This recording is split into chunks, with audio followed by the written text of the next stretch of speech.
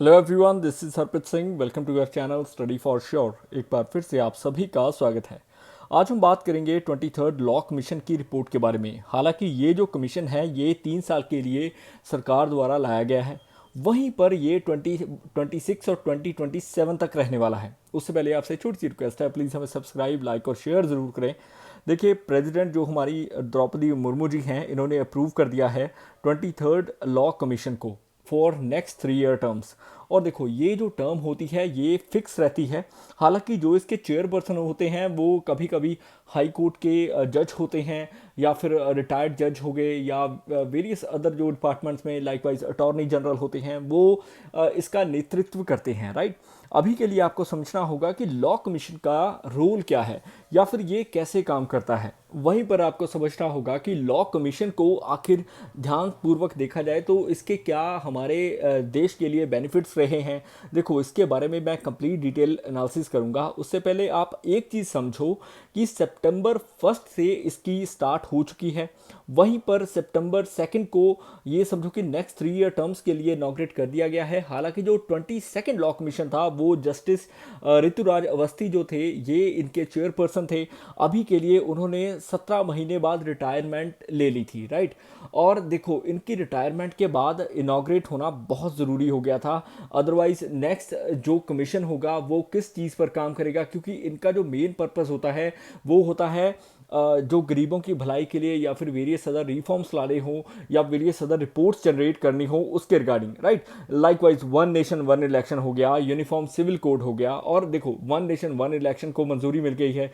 आप सभी इस चीज़ के वाकिफ हो गए, आपने सुना होगा, राइट। अभी के लिए आपको समझना होगा कि कर्नाटका हाई कोर्ट के जो चीफ जस्टिस थे ऋतुराज अवस्थी, इनका जो टर्म थी वो एंड कर गई थी अगस्त में ही। अगस्त 31 को इन्होंने रेजिग्नेशन दे दिया था। और उससे पहले ये देखो कि लॉ कमीशन आखिर किसके अंडर आता है। गवर्नमेंट ऑफ इंडिया के अंडर कौन सा department? Ministry of law and justice, definitely, right. और देखो, ये अब से नहीं है, जब से यहाँ पर ब्रिटिश इंडिया का राज था तब से ही ये चीज़ हो रही है। और ये एक नॉन स्टैट्यूटरी बॉडी है, नोटिफिकेशन के द्वारा गवर्नमेंट इसको लेकर आई थी। और अभी के लिए इन्होंने काफ़ी रिफॉर्म्स लेकर आए हैं, चाहे वुमेन के हित में हो, चिल्ड्रन के हित में हो, या पुअर पीपल सेक्शन जो अंडर प्रिविलेज्ड लोग हैं उनके हित में हो। और देखो, ये एक डेफिनेट टर्म के लिए होता है, जैसा कि मैंने आपको बताया कि 3 ईयर टर्म्स इसके लिए काफ़ी सिग्निफिकेंट है। और अभी आईपीसी, सीआरपीसी हो, चाहे एविडेंस एक्ट हो, इनको लेकर आने वाला ही लॉ कमीशन था। इनकी जो रिपोर्ट्स थी, लाइकवाइज पहले जो 4 लॉ कमीशन थे वो इसकी वजह से ही आगे आए हैं। और अभी के लिए जो भारतीय न्याय संहिता आप देख रहे हो वो भी इसकी ही देन है। और इसका जो फिक्स्ड टेन्योर है वो समझो कि हर 3 साल बाद नए अपॉइंटमेंट्स किए जाते हैं। लाइकवाइज पहले जो आर्किटेक्ट थे हमारी जो इंडियन ज्यूरिस्प्रूडेंस के एमसी सीतलवाद, वो इनको हेड कर रहे थे। जो पहला लॉ कमीशन एक्टिवेट किया गया था 1955 में। वहीं पर 23rd जो लॉ कमीशन आए हैं, इनकी जो रिपोर्ट है वो गवर्नमेंट एक्सेप्ट कर भी सकती है और नहीं भी कर सकती, यानी कि ये एक एडवाइजरी बॉडी है।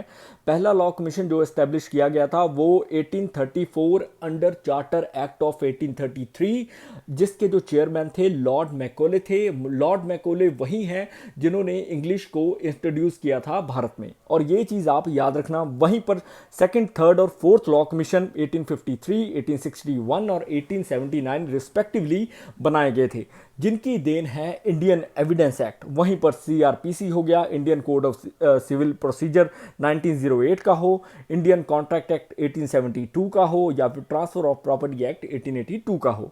और देखो, इसके जो फंक्शंस होते हैं वो होते हैं आइडेंटिफाई करना वेरियस लॉज को जो इरेलीवेंट हैं उनको समझो कि ऑब्सोलीट कर देना, या वेरियस अदर थिंग्स, जैसा कि हमारे प्रधानमंत्री जी ने भारतीय न्याय संहिता लेकर आए, इंडियन पीनल कोड को रिप्लेस कर दिया। और ये जो चीज़ें हैं, यही चीज़ों को लेकर लॉ कमीशन आगे अपनी रिपोर्ट्स लेकर आता है, ताकि सोशियो इकोनॉमिक जो लेजिस्लेशन है इनके ऊपर ध्यान दिया जा सके। और DPSP, directive principle of state policy, जो कि काफ़ी महत्वपूर्ण है हर इंसान के लिए, क्योंकि देखो, कहीं ना कहीं हमारी भी जिम्मेदारी बनती है हमारे देश, हमारी स्टेट के प्रति।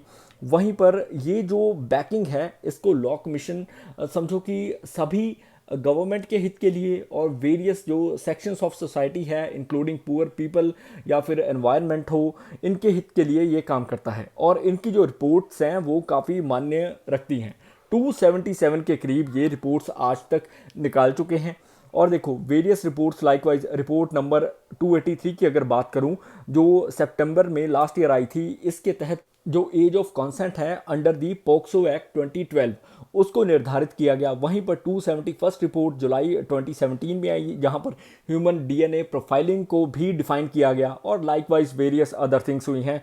ये बहुत ज़रूरी है और इनकी वजह से ही हमारे जो लोग हैं वो अपने आप को समझो कि एक सेफ फील करते हैं, यानी कि सेफ हेवन है लोगों के लिए। बट द फैक्ट इज़ कि इनकी रिपोर्ट्स क्या सभी वैलिड होती हैं या फिर सभी गवर्नमेंट एक्सेप्ट करती है।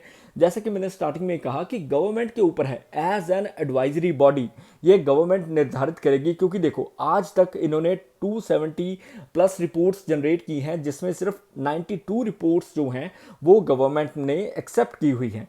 और देखो वेरियस सब्जेक्ट्स के ऊपर इन्होंने काम किया है, चाहे हेट स्पीच हो, कंटेम्प्ट ऑफ कोर्ट हो या फिर मैरिज जो री मैरिज का इशू है वो हो, और गवर्नमेंट लैंड इशू हो वो हो, राइट। सो इनकी जो रिपोर्ट्स हैं वो काफ़ी ज़रूरी रहती हैं। वहीं पर चिल्ड्रन के लिए फ्री एजुकेशन के तहत काम करना या फिर उनके राइट्स के हक में काम करना, और ये जो रिपोर्ट्स इन्होंने निकाली थी ये गवर्नमेंट ने मानी भी थी और इनको इम्प्लीमेंट भी किया था। सो अभी आप समझ के होंगे कि लॉ कमीशन की रिपोर्ट कितनी मायने रखती है, क्योंकि कहीं ना कहीं हमारा जो देश है वो कानूनी गतिविधियों में ही आगे चलता है, क्योंकि हमारे लिए रूल्स एंड रेगुलेशंस बने हुए हैं ताकि कोई इनकी उल्लंघना ना कर सके। अगर कोई करता है तो डेफिनेटली उसको उसके तहत किसी तरह की कोई भी सज़ा मिल भी सकती है, राइट। ये एक सभ्य सोसाइटी के लिए काफ़ी आवश्यक है। वहीं पर फूड सिक्योरिटी का इशू देखो ग्लोबली ये चीज़ काफ़ी वैलिड है और इसके तहत भी ये रिपोर्ट्स जनरेट करता है। यानी कि फूड सिक्योरिटी के मामले में हो, ग्लोबलाइजेशन अनएम्प्लॉयमेंट के मामले में हो या वेरियस अदर थिंग्स। अनएम्प्लॉयमेंट की अगर मैं बात करूं तो राइट नाउ 10% से ऊपर अनएम्प्लॉयमेंट की जो रेशो है वो बढ़ चुकी है। खैर अभी के लिए आप ये समझो कि जो मार्जिनलाइज्ड सेक्शन है यानी कि पुअर सेक्शन ऑफ सोसाइटी है उनके तहत भी ये काम करता है, ताकि एक प्रॉपर तरीके से एडमिनिस्ट्रेट किया जा सके, उनको उनकी वर्किंग के लिए काम किया जा सके, लोगों महिलाओं के हित में काम किया जा सके। और directive principle of state policy हो, चाहे हमारा कॉन्स्टिट्यूशन का जो प्रेम्बल है उसके ऑब्जेक्टिवली कुछ चीज़ें इन्होंने अलाइन की हैं, यानी कि ये उनसे बाहर नहीं जाता और उनके तहत ही काम करता है। सो की नोट्स जो 23rd लॉ कमीशन के हैं वो इस प्रकार थे और अभी के लिए ये काफ़ी ज़रूरी था। वेल देखो इसके बारे में कोई भी नेक्स्ट अपडेट आती है आपके लिए लेकर आऊँगा। Till then please like, subscribe और share our channel and do comment. Thank you very much, bye bye.